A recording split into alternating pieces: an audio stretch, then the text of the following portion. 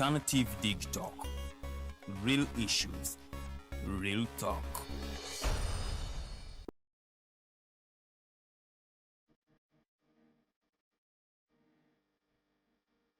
The Ugandan National Museum, a place where unforgettable memories are created. Traditions are found and a connection to our past is reinforced. It is not only a testimony to the history of our nation, but also impacts knowledge of cultural and natural heritage to the present and future generations for their enjoyment. Through a variety of activities and exhibitions, we gather to discover our traditions and create new ones.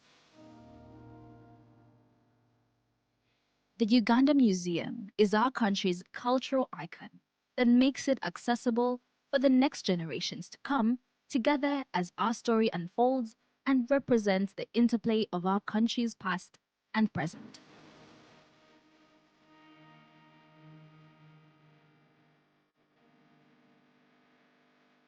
It is in our history, but also in how it has evolved to embrace optical satisfaction and new influences.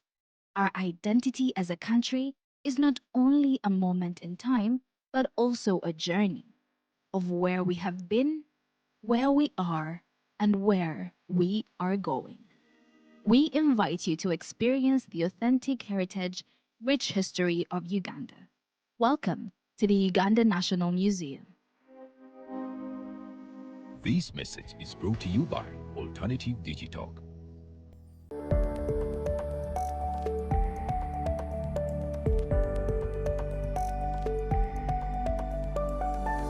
The Alternative Digital. Real issues, real talk.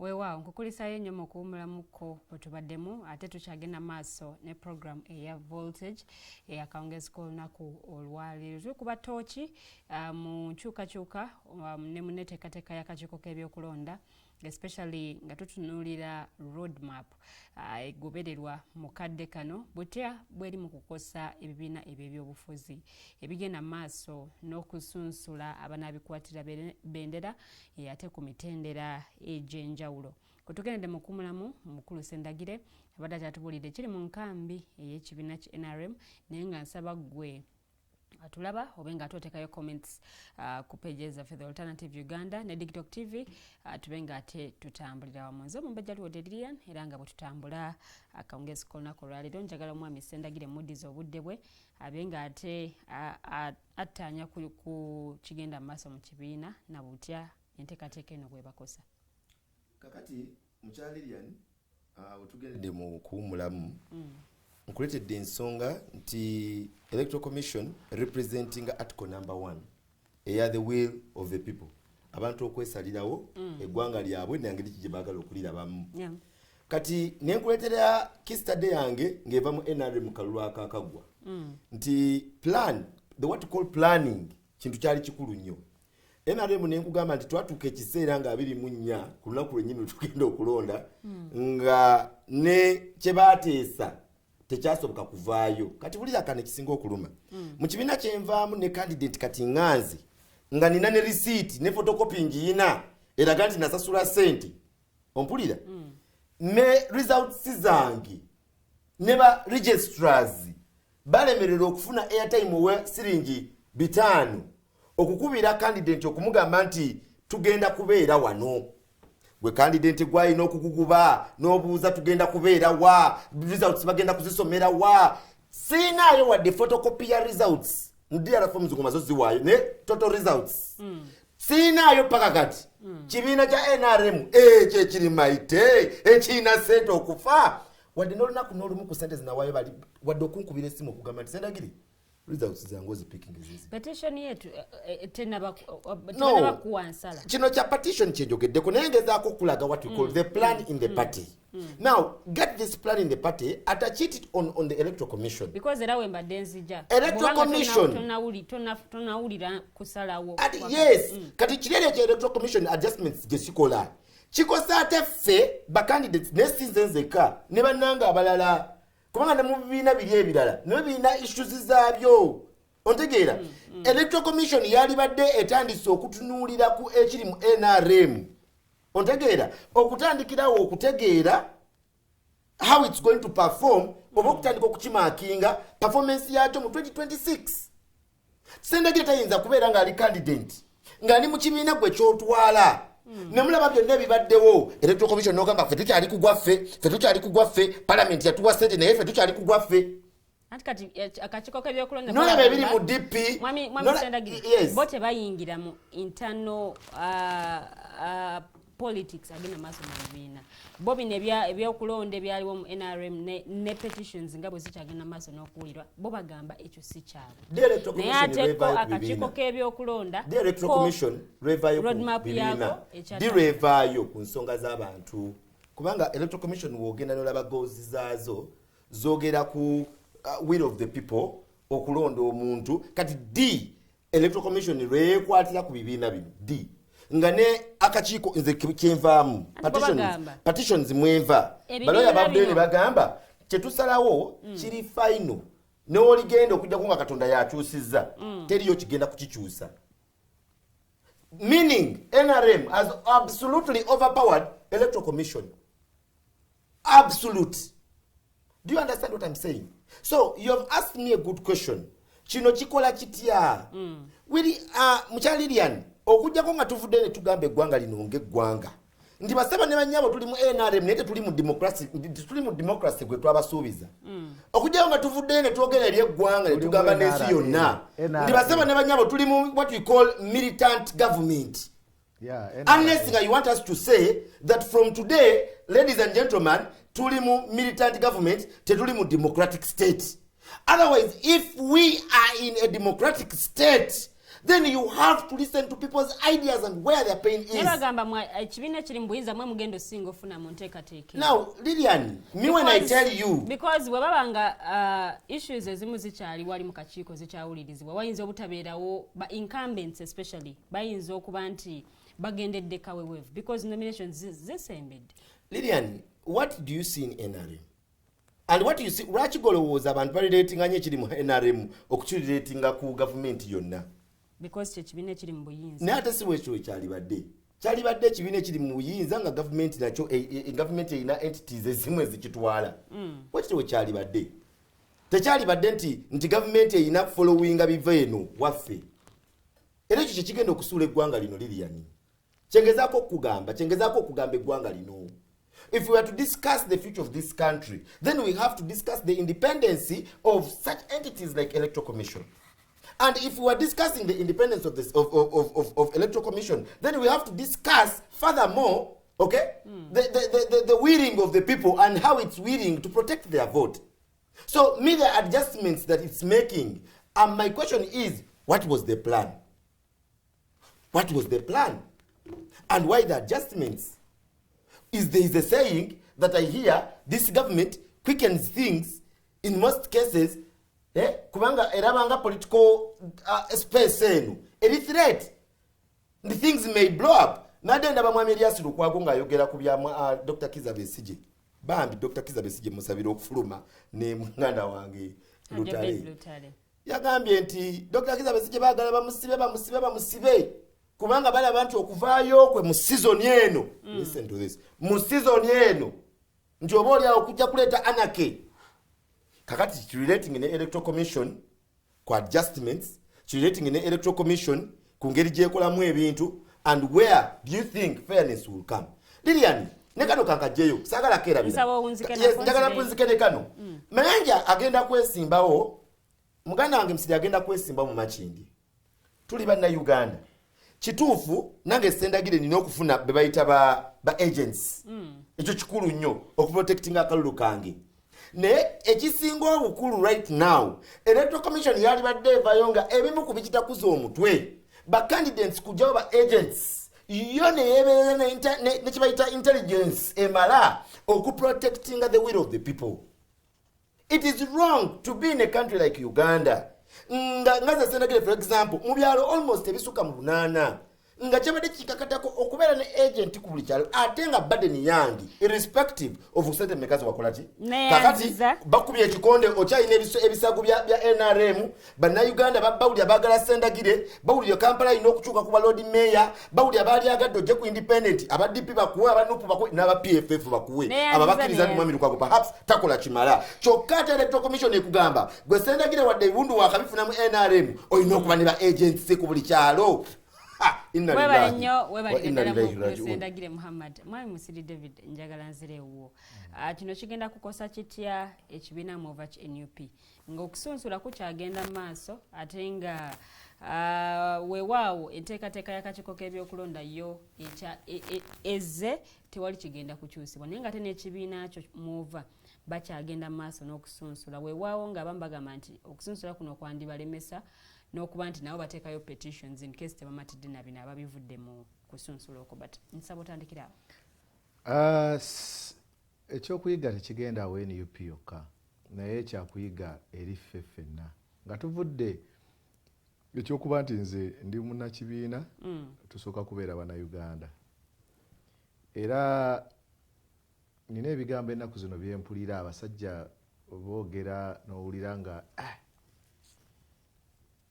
ddala bakangudde ku ddoboozi naye abasinga ku bo balina okusalawo bino tebizze mulundi gusooka bibadde bijjanga weesanga nti waves we zibeera ku nnyanja waves zisigala ziri continuous what matters is the wavelength naye waves zo zibeerako naye kati abantu abamu balinda wave egyemwere kati Mwami Ssendagire ono ne bakadde baffe nga bakadaaga n'abalala abali mu Koweri balina ebiseera we balina okusalirawo chance eyo bagiina yensonga lwaki tuli kye tuli kati olwaleero naye Ssendagire ono abuuziza bulungi what was the grand strategy what was the plan tekikoma kyokka wobeera ne grand strategy oba plan y'electoral commission woba ojja okunnyonnyola oteekeddwa okujja ne press release ng'ennyonnyola giving reasons why you are adjusting. It is very important. You don't wake up from the blue ng'olinga taata wa family kubanga kyetabye Mwami Bakama akola talina muddeyo katukyusiza kino what is behind of okukyusa Nganda agamba owali omukka tewabula muliro twagala kumanya kiki ekireese omuliro kyekisinga obukulu naye nga bwe tuze tubategeeza lunye nti teri ali safe mu ggwanga lino era nze ntera nnyo okugamba banange be nali nkulembera mu institutions mu National Unity Platform nti an election is not a one-day event, it's a process. So if there is an analogy called rigging, it doesn't start from the day you are protesting and doing the protest vote. Actually, also a protest vote is a process. Bino ebintu tebituukawo butuusi nti akati awo ng'otandika okukikola. Nti right now oyinza okwesanga nga the rigging is going on. Waliwo ebintu bingi ebiri diverse like corruption and they move hand in hand. Because one way of corrupting people is not by either asking them money or giving them money. No, you can corrupt someone consciously or even mubwongo, no muyingira mubwongo, like a reverse psychology. That can be part of the reverse psychology. Abasajja nga bahitira. The tyrannies, the great tyrannies that we have ever had in German. Abantu tebabaleka ku concentrating kubeera na grand plan nti eno gy'olina okubeera. Batuuka akaseera awo wakati. It is a strategy. Buli kantu konna kujjukira emitima gy'abantu omusajja omu bamuyita King Saha yavudde n'awandiika akantu akasesezza ennyo tebabaye bagaba dikaadi emitima nga gitwewanise abantu emitima gibeewanise simanyi bwe kiri ewammwe eyo naye kati omuntu okuba nti muganda wange abadde alina kansala okuba nti tuli wakati mu process electoral commission from nowhere n'ogirabanga ezze ekola press kati kino tukikyuziza kati ono abadde ayogera ku article 1. Is it because mwe ebibiina by'ebyobufuzi mukola ebintu ku last minute? No, anti mbadde nkujjira nti ono abadde ayogera ku article 1 of the constitution, the power of the people. Naye kati kikyali about the power of people. Kubanga electoral commission erondebwa abantu yandibadde n'okujja okola statement eyo ng'ekoze consultative meetings with stakeholders n'okubategeeza nga si buli omuntu akifuna from the blue basajja bali eriba kati webuze bebuziza ku baani. It is beyond because we have stakeholders in an election. Tovaayo buvi n'okola kyokola. Nekyo kye tubadde tubagamba nti buli Munnayuganda wonna wooli weeteeketeeke kubanga oli nkoko ya mutamiivu. Omutamiivu lwadda n'okookolima ekiro oba n'omufaanirira obubi aga ebagishale bwe guba ate yaba asokola ki kati tulina omutamiivu ayina electoral commission yasalawo kikyegenda okukola kyekiri kyembadde nkubulira mu kutandika ti electoral commission teyetengeredde teri independent electoral commission nga bwe yeeyita wali kali kagologoosi waliwo akazinisa oyo yakawa mandate okukola era bintu bingi bwe bityo tugenda bisuubira era njagala bateekateeka mwe bannayuganda abali abatulaba mu bisuubira bino bingi bigenda kubeerawo tujja nakutuuka ekiseera ono akugambye baali babuzayo ennaku ntono ne bagamba nti kati akalulu buli muntu yali akanoonya nga bw'akanoonya ne babagamba kati tugenda kukola joint campaign okitegeera gye byasobola okubeerawo byaliyo n'ebyabivaamu mwabiraba ne gye bitasobola kubeerawo nayo mwakola ki ono akugambye waabwe tebasobola wadde n'okukola ki so nti bino tugenda biraba bingi naye kyekiri kye tugamba nti mwami Musiri katono nnyo kino kigenda kukosa vetting process gye mulimu ng'ekibiina ki NUP era olowooza muyinza kihandolinga mutya oba embeera muyinza gikwasaganya mutya ekisooka I need to clarify on that because ze sobola kwogerera EMC yaffe y'ekibiina I am not their spokesperson endowooza gyenkwano ndowooza yange nti ekibiina kye tulimu ne kye tuwangaaliramu ffe tumanyi bulungi era tulirwedde okukambatinga buli kijja that's why president waffe yagamba rubber dub style nti kati nti ebintu bwe bigwawo kubanga mu butuufu it is wrong of us okubeerawo ne tutandika okuthinkinga nti let us think normally nga tuli mu gavumenti ey'ekiyekera omuyekera akola kyayagala at any time given x kati woba omukamba ati nga ngoyagala kutereeza oyagala kununula gwanga olina okubanga woba strategy you are strategic 100 times than he does. When he's planning you must be out there olina kubeeranga ekinyonyi ndowooza ekisinga kyensinga okwagala America eyo ekikozesa it is called the ego ekigibeesa waggulu nti yeeba erina okulaba natona bagituuka kuba kati weno tugenda kufuna ambushes nyingi tera okugamba abantu nti abantu abamu tebalowooza nti akalulu nalwo olutalo but it is a war and it has battles within waliwo battle gy'owangula ne gye bakuwangula so buli bwe tunaategeera nti kano akalulu tekali kalulu ng'aka bulijjo kubanga fe abaali mu kalulu akaggwa aka 2021 fe twagirabira ddala nga tuli mu battlefield amawusasi nga geesooza mubuuka mirambo yetugenda and worse than that baba basobola okwekolako obulabe nga bwe tubalabye because their primaries it was a litmus paper yali etusiigira busiigizi kifaananyi wawe tulaga era buli Munnayuganda ali eyo njagala okutegeeza n'okuteekateeka that there is no one who will ever give you power on a silver platter we must quest for it if we are to have it kitegeeza ntulina okwetegeka buli mu ngeri yonna yonna tubeerenga obwana bw'omusota tebabuyonsa omusota bwe gwalula amagi gaabo katandikirawo kulya ttaka tekalina nakagamba nti onaalyaki so kati awo we tuli ki ekitegeeza ensinga system zonna institution zonna nga nfu nga ziri ku ttaka tuba tuli bamulekwa kitegeeza ntulina kwefaako nakwerwanirira neyansaza neyansege Mayanja njagala kujjawwo okusinziira nti n'ekibiina ki PFF kyoli mu kikyali kibiina kito mukyasunsulamu ba candidates mu kibiina kyova mu ki PFF. Enteekateeka eno bw'ekyusibwa akakiiko k'ebyokulonda ebakosa etya n'engeri gye mutambuzaamu emirimu mu kibiina oba ekosa etya enteekateeka gye mulimu especially kati akaseera ak'okusunsula aba candidates mu kibiina kyo? Ngenda kukitunuulira nga neeyambisa peya z'amaaso bbiri. Nja kukitunuulira nga an activist ate nkitunuulire nga politician. Okusooka byonna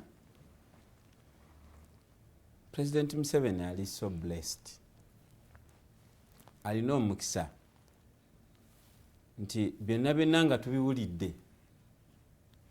Omanyi bwe yajja ne bajjajja baffe Yaberi Bidandisali, Kyongumacho, Augustine Luzindana n'abalala. Bano bonna bawafulugutu baali ne Museveni nga nfanfe. Bajjajja baffe n'abakyanga n'abakuba matatu kwangala ne bafa nga bakola ki? Nga bakiisa ensingo.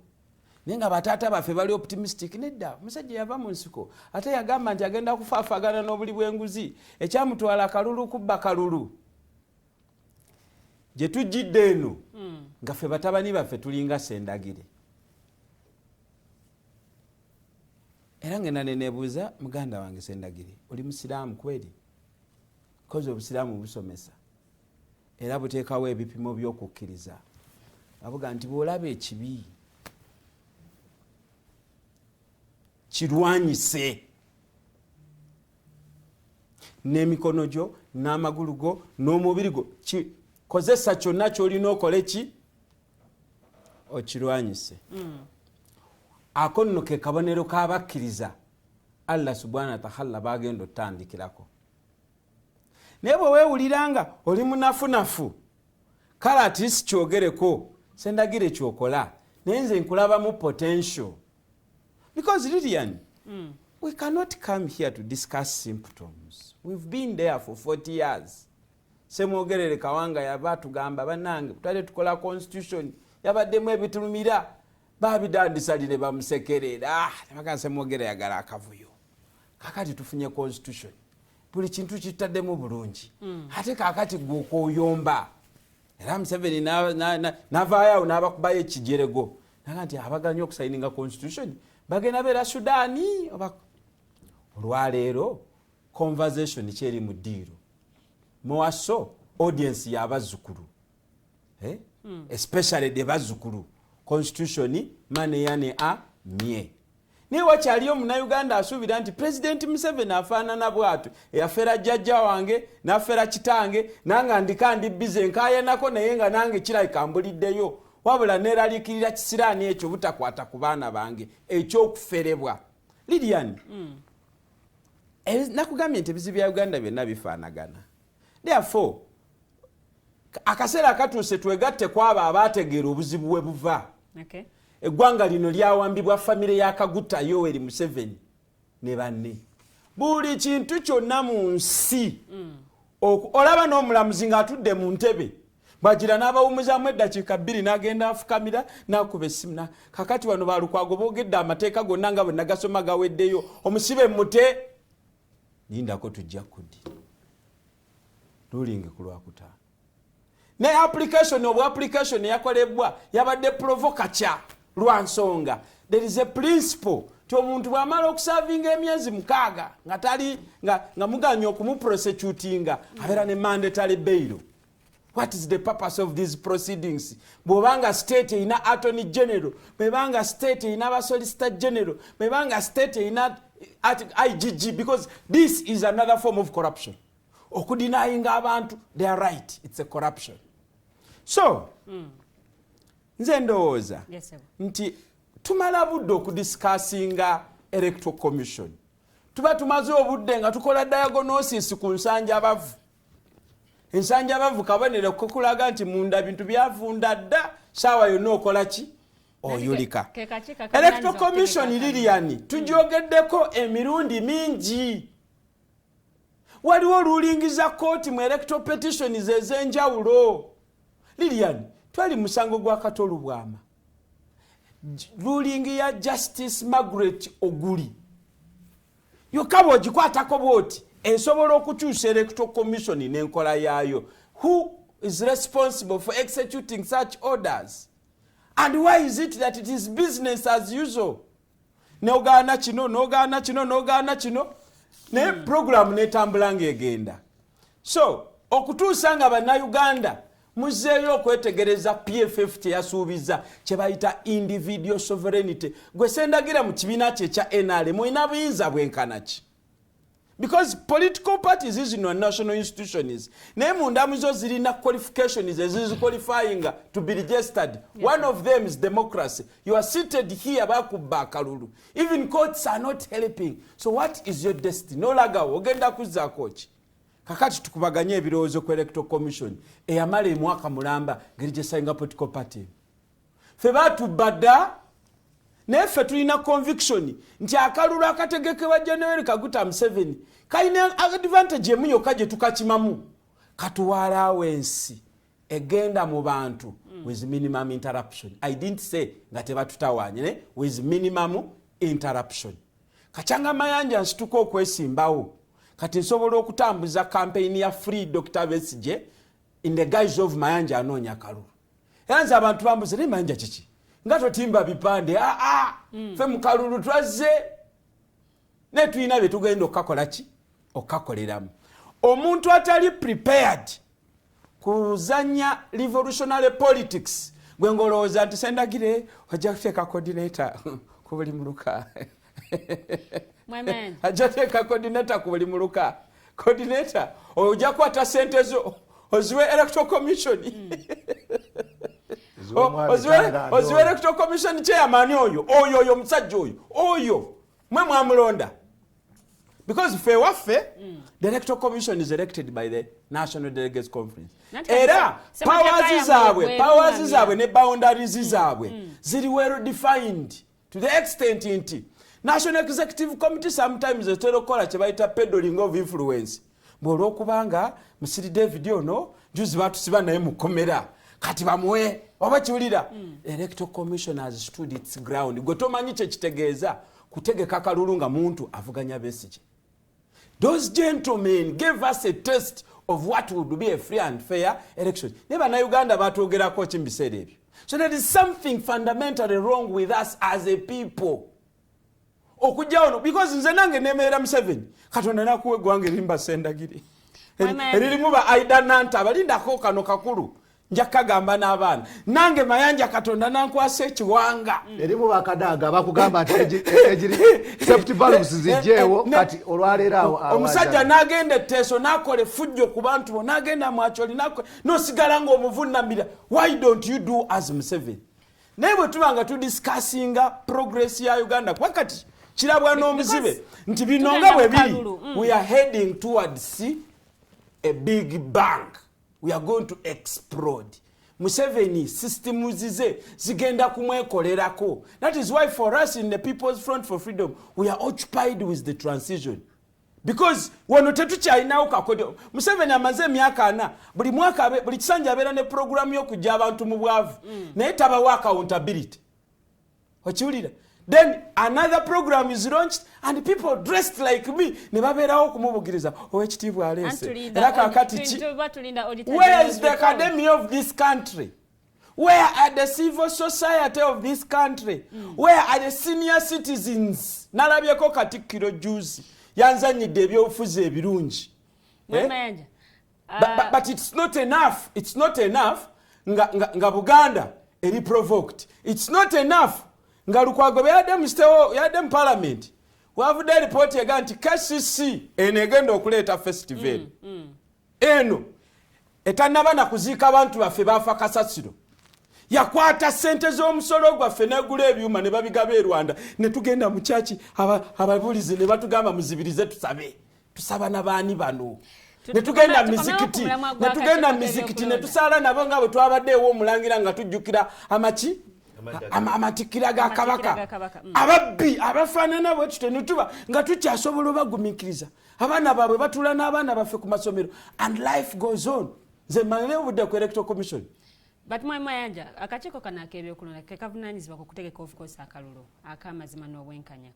Era nga ebibiina by'ebyobufuzi ba stakeholders banene nnyo. Do you think akakiiko kano kabaweereza mu mazima n'obwenkanya especially mwe ekibuuzo ekyo obwedda kyenziramu ate nkozesezza obudde bungi nnyo mbadde ndowooza ne bapanelist bannange bagenda kwegugunga Lilian nakugambye from the word go Museveni ne NRM bwe banunula eggwanga Kaguta family n'eriwamba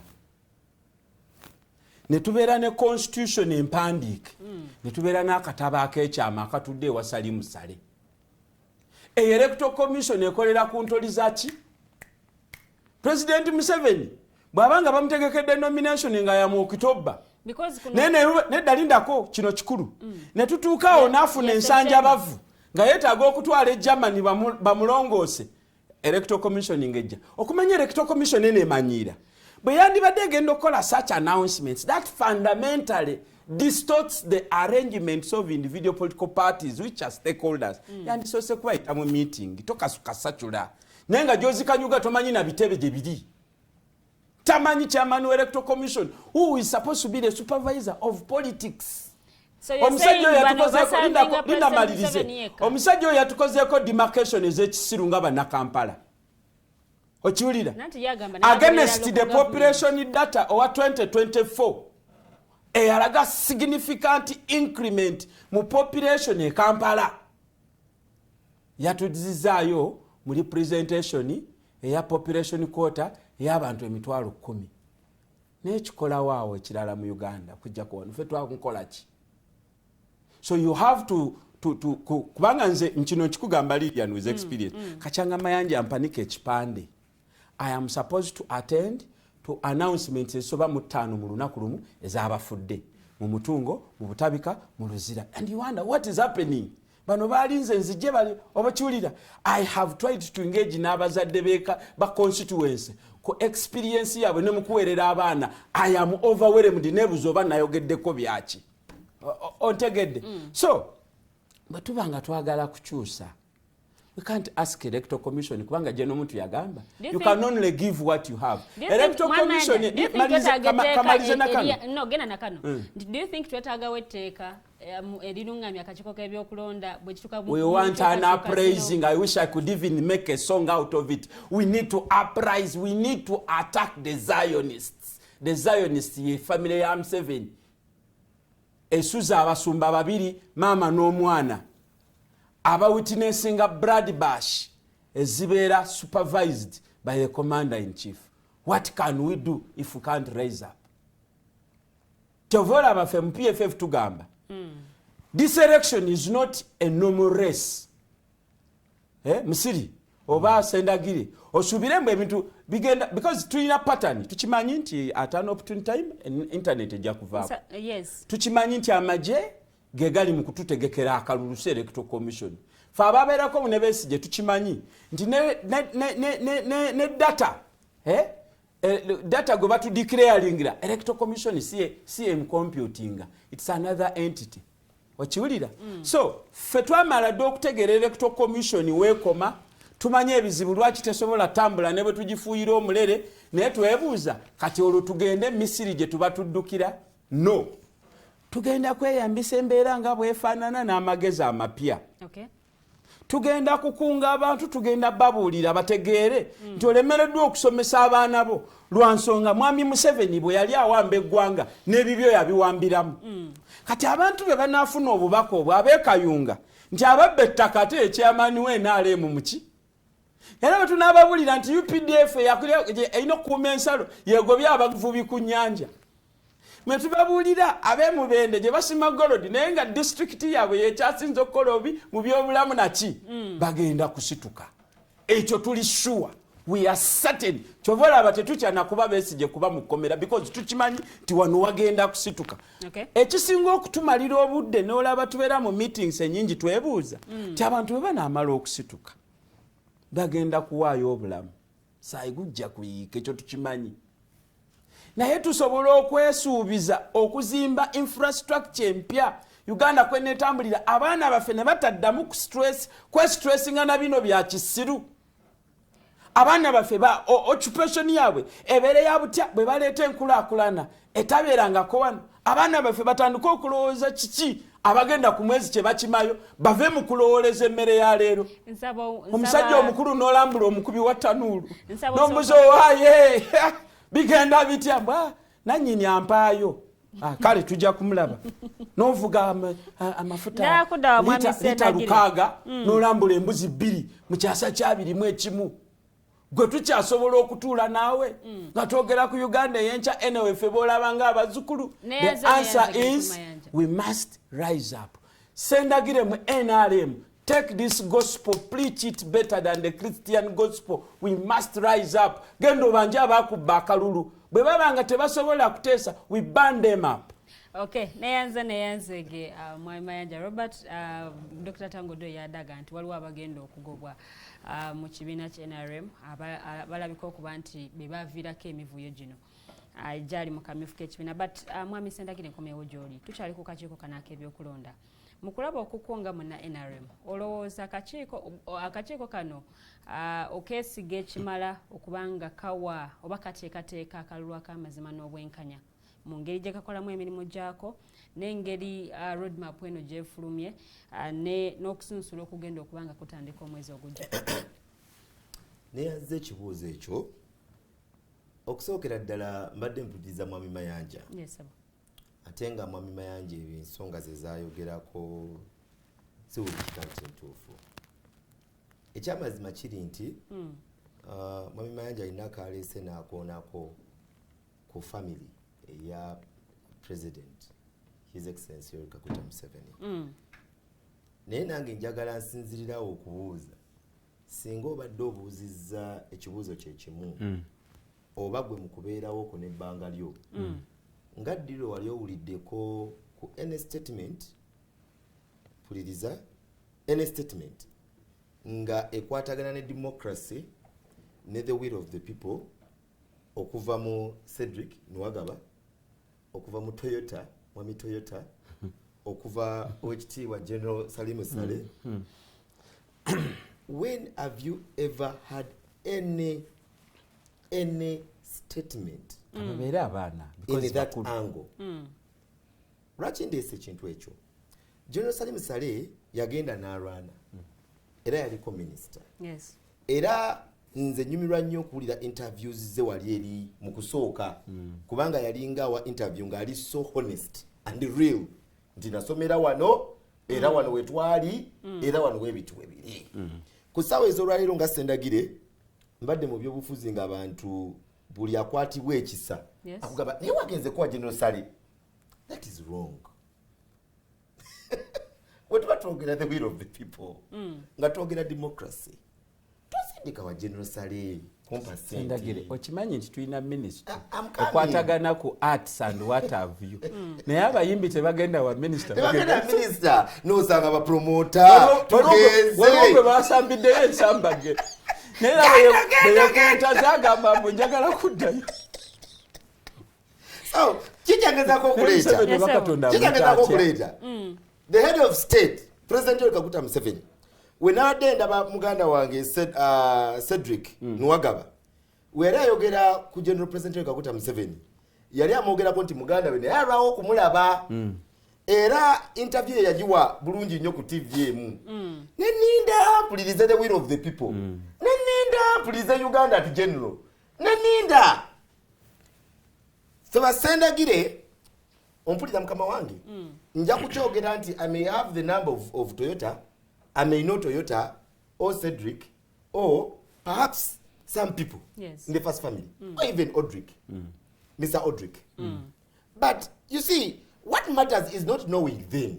What matters is them observing the Uganda and who Ssendagire is in Uganda. Individual sovereignty. Individual, the power of Ssendagire within the country. It is wrong, very wrong, absolutely wrong for people on whatever positions they are in to be silent, very silent on issues of Ugandans to make others look like monkeys on the tree. Monkeys on the tree. Mayanjas are monkeys on the tree. ontegeera fe Basendagire tuli bukima anyonya mulimu my dear nasoma procurement talina kyatugamba gwe nali nsoma salowooza konti at one point like this ngenda kuba njogera Uganda nasoma nga mmanyi procurement we mumala ngenda kufuna omulimu in a better country better environment n'omwana wange atuke naye asome abeere someone tetuli nakino kankirete bulungi liyano ntegeeri tetugenda kubeera mu politics kufuna mirimu tugenda kubeera mu politics okuzimba Uganda tugenda kulemera mu politics okuzimba ensi eno nga tetulina gwe tukonkonye nga tetulina gwe tunoonyeza tujja bafukamirira omanyi kibi nnyo Lilian nti abantu b'ensi eno Uganda bo bwe baali bajja baddukiranga abamu ne bagenda Mozambique abalala ne badduka ne bagenda Tanzania ne bakonkona naye kibi nnyo nti ku ssaawa y'olwaleero n'abakonkona ye n'omala okonkona ng'oyogera ki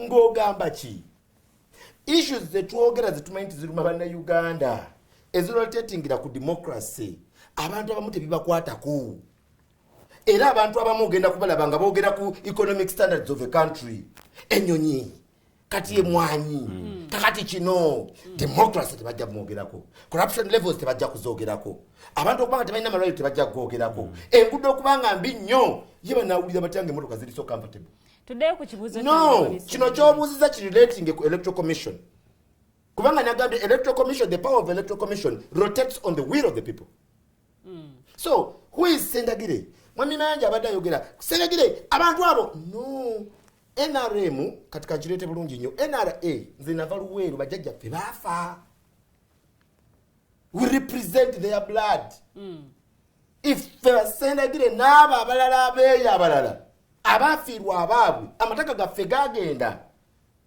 entalo zatukosa what do you want me to say at the 20th century wembanga njogera when I'm speaking I don't see what sometimes people see sometimes we see the blood of our people sometimes we see what is beyond abantu baffe bafa nga bamanyi nti eggwanga lino liribeera ne gavumenti eribeera mu sente ezo ziriyamba abalala abana lwakinze embeera wano nenumirirwa katabani kange kali akato nti naye tugenda kubeera tutya mu Uganda ne katabani kange kankuweereza comment eno omukulu Kenneth agambye nti my questions to Honorable Ssendagire are do you still believe the NRM government will deliver to people's expectations? Because NRM is far different with what some people see. We are in NRM because the constitution says something different. The Ssendagire NRM tebingobya. The second question, Abuza, are you ready to exit NRM in case the injustices you are talking about continue? You see, let me tell you something. Until when perhaps it is not directly, but changing the President Kaguta Yaringa mu UPC. Yayine ensonga lwaki yagenda mu DP oba yayine ensonga lwaki yava mu DP UPC natandikawo NRA. Teyatandikawo NRM, yatandika NRA. Okay? NRM, it was a far different idea that came. Perhaps okufunirako sente zinatambuza Uganda kubanga NRM edescribinga bulungi bamusiga nsimbi kwe basinziira okubeera nga bagifandinga NRM yali tuse wano okujjako kwerabira kw'abantu bwe twagira mu 1986 wano wali wano nze NRM President Museveni yagenda okuwamba okay nali sinazaalibwa naye wayita emyaka 6 nenzaalibwa kati kitegeeza ndi ever since mbadde mu Uganda omuli omukulembeze yawamba okay naye nga ayina byaleese byalaga ensi actually President Museveni yasooka kufa ku bannayuganda no listen yasooka kufa ku bali abazungu engeri gye bagenda okulaba mu Uganda kubanga abazungu bali balaba Uganda ng'ensi addenga wano ng'otugamba nti the principles of NRM is Pan-Africanism. Hello, I want you to say that louder. I want you to say that louder. Museveni kubanga atugamba bajja mu Uganda ng'erina less than 5 billion ku account right now Uganda eri mu trillions kitegeeza abamu wa momentum NRM okutambula ku ssaawa zino aba NRM abafuna amaanyi okutukuba Okay?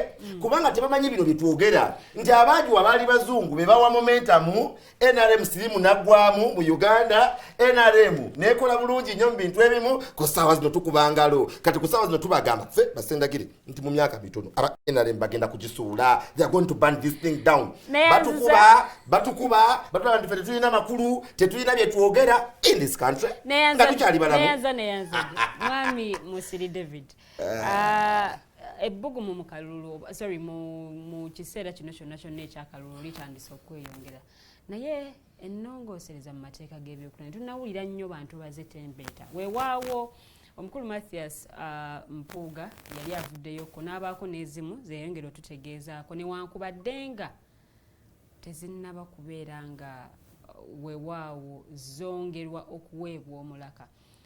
Embeera ekyali tuli bulungi sofa nga tetwetaagayo nnongoosereza zonna mu mateeka agalungamya ebyokulonda awo wennyini wenjagala otandikire.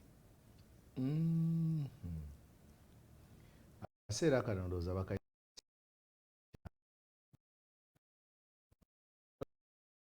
bakakulabula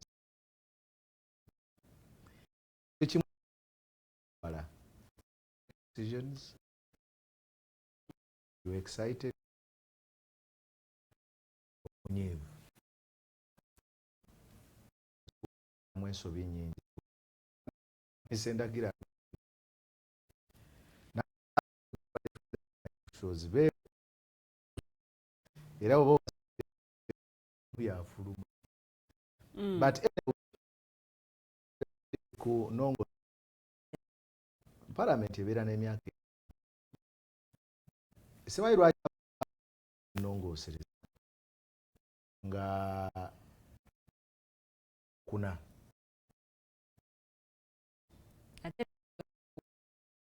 ati wotu parliament na liberty tukuru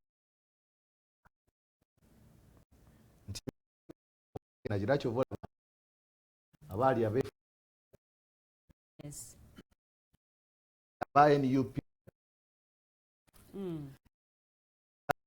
badabe NRM abagenzi sobola tudo emu ye kuti onarebo kuti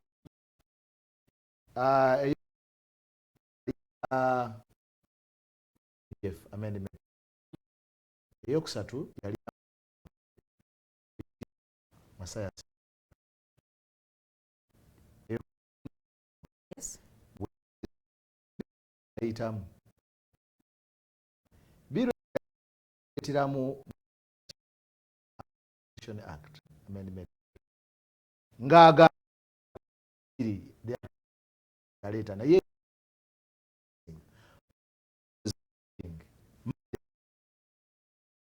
nayogera warret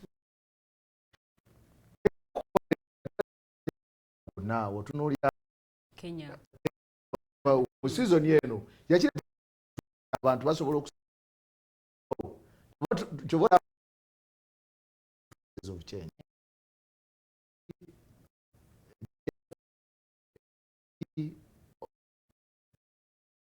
ebibiina okwegatta omu kipya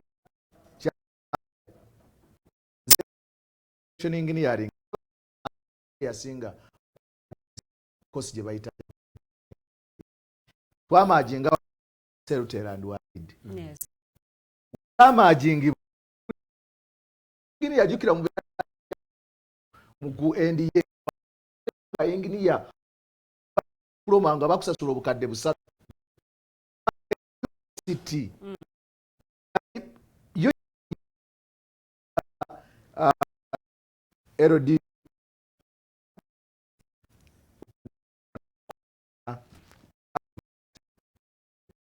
aba Uganda lo kati ne yuwa ngole bidala nga basi institution etekebwa wecho regulating age ba majinga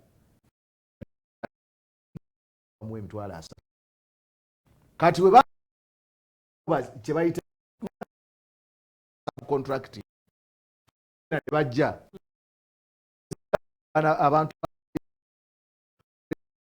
foreign abachina bana abajjanga nti basibe mu nsi ya China abamu kati China sendala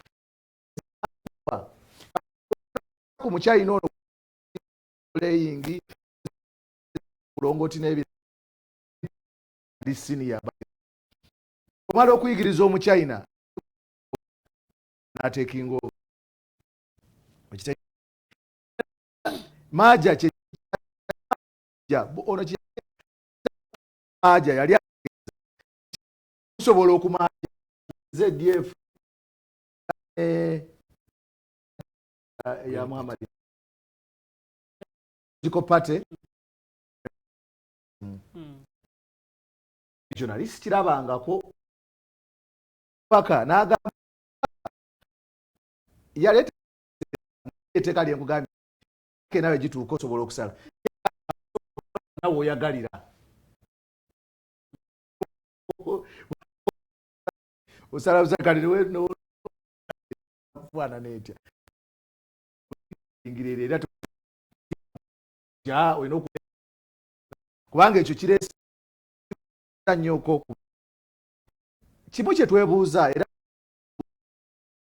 platform what is the spirit behind it and enongozi as in part for live what is the intent ekikulesa kubanga tumanyi Uganda bafono mbwa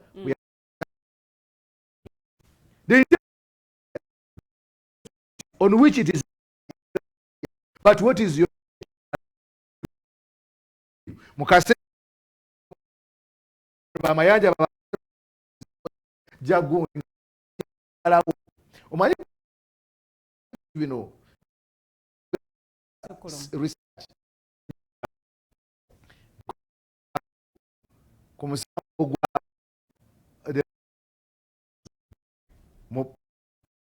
gamba ibeje bakozaawo bawa yimirira banga yaddamu ku kinyega through separation of power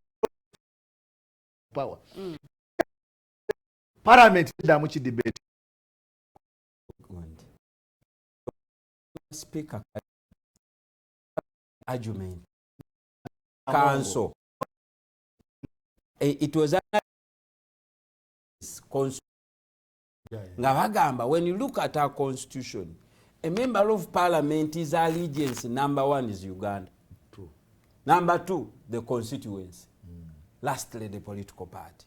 Kati ngagamba nti omuntu wagenda mu constituency newankubadde ng'agenda n'ekibiina balonda muntu era omuntu oyo asavinga constituency through the political party. Kati eyo ruling Kadaga yagikonsolidatinga si lwakuba nti ye ng'omuntu yalina amaanyi naye ye yali mugezi n'executinga order za judiciary kubanga akimanyi executive terina buyinza zikola ki zikubaganyako birowoozo. I thought you would appreciate that dynamic. Yeah, it is. Mukulu Musiri olwakadde ngenda kufunzaamuko ku submission yo but waliwo ennongosereza Honorable Mathias Mpuuga ze yali atutegeezezaako especially okusala ku namba ya parliament weewaawo n'endala nyingi nnyo ezaali zigoberera kuba nti tulina parliament bidi yawaggulu weewaawo n'ebirala bingi nnyo ebyalimu mu nnongosereza ezo but ye nga yagamba nti ababaka abamu of course beyagezaako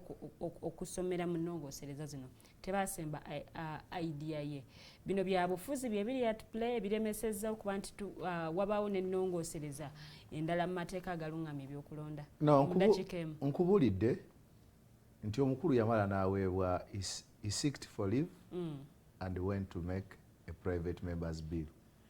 Twali tulowooza nti eyo gye yayogerako ne mu kisanja kye bakulembeze banne abamu ate mpuliriza nti twali tulowooza nti gye yayogerako jajja nayo yatuleetera maaja n'atuleetera na coalition okutali musango kubanga woba do you know the reason why it is called a private members bill nti gwoweebwa olukusa kati nganza ayasoma ku kama simanyi bintu bya business marketer nti ebiseera ebisinga biiru abantu bonna bayinza okuba tebagimanyi but you create awareness tugamba you can convince actually eyo biiru tegasa bali mu opposition mwokka era muntu wavaayo nakola statement nti ate olwokubanga abopposition baŋŋaana kabanga kaana kebatuma amazzi naye nga kati omusulo kakubako ku makya nekagamba nsijja kutuuka nti waliwo ekinkanga ma kankuwulire kye bayita private members. It is your mandate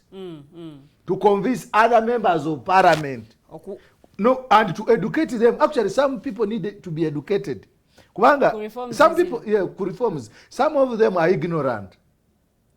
But you take shape. Nze sagala nnyo bantu babeerawo nga bagurambolinga because nagezezzaako owa Ssendagire nga siragezezzaako wa Mayanja. Tweyo laka. Kubanga mbadde nkugamba kamalize katono nnyo mbadde nina akantu ke mbadde katono nnyo. Nti ekimbuzizza in which spirit. Kubanga Honorable Faith Nakuti bwe yali aleeta ekiki kino olwaleero abantu kye balimu ekya iPod kyadduka speed era nga abantu beebuuza lwaki omuntu because rules of procedures are very clear nti olina ennaku 45 ez'okwebuuza ku bantu. They are stakeholders that you have to consult. Bo lwaki baali bakirwashinga era lwaki UPDF Act yo yatambula mangu. So oleetera abantu okulowoozesa ekintu tiwaliwo ekirala abantu abamu baleeta zino enongoosereza nga kagologoosi nako nga bolaba chairman w'electoral commission nga waliwo akazinisa era njagala okubuulira abamu babeerawo nga beboogera era akuba n'akasimu nga munange bwagambye nti just beera application era olina akuba akasimu ano tukoze tutya tetulinabako naffe oli akyebase tujja kuddira. So awe tuli omukulu Musiri Mayanja mu ddakiika nga emu bbiri nsaba tuwunzike ku mulimu gwaffe ogw'olunaku lwaleero but also n'okuwonako katono nnyo ku nnongoosereza weewaawo eziruŋŋamya. Lilian, nze sikyalina budde bubuuza mubaka yenna lwaki tebakoze kimala okuteekawo ennongoosereza. Bwe nkola ekyo kiba kitegeeza saabadde komito enaafu bwe nakugambye kirina eggwanga lyawambibwa. Kubanga eggwanga eryawambibwa already lirina instruments nga orders ezakolebwa edda. The conversation now would be we listened to when court kankugereze eddala emboozi ya electoral reforms bwe yatandikira across the spectrum nti mululingo ba yali yabakanye hamba maga nti obubbi bwabaddewo naye nga tebumala kuoverturninga ki akaluka 2026 yali entandikwa ya conversation about our election naye ani picking up apart from Kiza Besigye netujja netukola citizens compact for electoral reforms nebeera tabled in parliament. What happened? Speaker Kadaga yatugamba ati tewali budde n'olwaleero luno parliament ya Uganda ebadde n'obudde obwogera ku bakyala abajjamu embuto abasajja abeebaka n'abasajja bannaabwe. You see, nenga issues determining how much food you need, the quality of education for your children, enguudo z'oyitirako ebyo tebabifuniranga budde kubanga ebyo biva mu byabufuzi. So nze ndowooza nti the argument now can't be lwaki nup tetukulembeddemu mu electoral reforms lwaki bamayanja temutaddewo pressure. What we need to do first and foremost kwe kukaka systems okuddamu tukolera. Wakiwulira tetwetaaga kulaba nga chairman wa electoral commission yadde tugiri muzimbira nalabye balochinga site empya bagendo zimba electoral commission headquarters. Naye amazima gali nti entebe mwasinga okweyagalira ate tudde mu state house. Era tosobola kuteesa nayo essaawa 2 nga tafunye essimu ya kyameri private.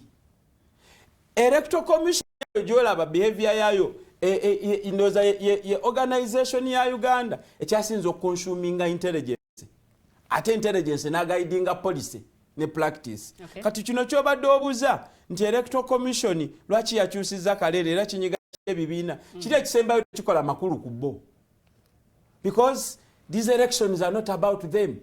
This election is about President Museveni. Ekisooka mukadde ate mulwadde, okitegedde. Number 2, mutabani walina obuzibu kati n'amagye. Comrade Norman alina dozi yatusharingire dozi, ebyo ebintu bikulu nnyo. Abavubuka tebabirowoozaako, babeeramu ase negenda kuba maniyo, naye okubeera n'omusajja ali equivalent ku yemeja yani birungi tali kwa house arrest conflict na mutabani wa Museveni eyayingira amagye mu ngeri ey'ekigwagwa eyatwanjulidde ne mutabani we naye, and nze kimwe ekino nti it is business as usual. Mu mawanga amalala abantu bayinza n'okusiiba ne bagamba okuba otta abantu, naye ffe tetulya miziro gyaffe. Bw'oba osazeewo okufumba emmamba nze nja kusiiba enjala. Ate bwe manya nti oli mulya mmamba ne mu kanisa sisobola kubiriza nga nkulinaanya. Tuba tetukyasobola kutuula mu takisi emu, sisobola kugenda n'engula ku dduuka kyentegeera nti kiva mu ngalo zo. Bwe tutaatuuka awo ne palament Museveni atugambe it can be overtaken by the military. But what military? Musiri ekyama ekikulu ekyali mu amendment ya UPDF Act yali ebintu bibiri kubanga okikonyeeko, ate ye area ffe gye tulinamu passion naddala ab'e Nakawa. Olwakadde mu Mayanja. Okay, ndoza tukiraba olulala. Abantu b'e Nakawa naddala emiruka Butungo, Luzira, Bukyabika ne prisons. Ensonga ya community okutandika okwefuna omwaganyo ogufunamu mu byobukulembeze nga tutunulira nnyo political economy, nga tubeera n'abasajja aboogi abawulira nti budget ya KCC egenda kuba ya bilioni 5. Priorities zaffe ze ziriwa, ebyobufuzi ebiziriko byebiriwa, omuntu afunirawa. Gye mulamu ogutuleta mu kalulu ako. Okay, wano segenda kubanga nsukawo n'omulundi ogumu. Njagala kubeebaza nakwebaza Mwami Ssendagire Muhammad. Nakuwadde akaddeko, but anyway, wano segenda kubanga nsukawo. Njagala kubaagaliza ate ekiro ekirungi, tusisinkana omulundi ogujja. Mweraba.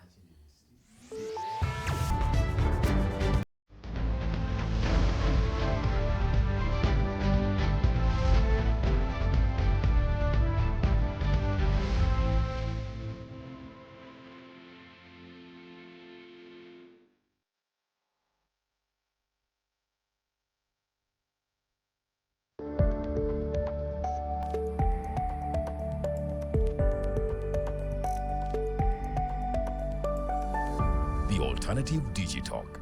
Real issues, real talk.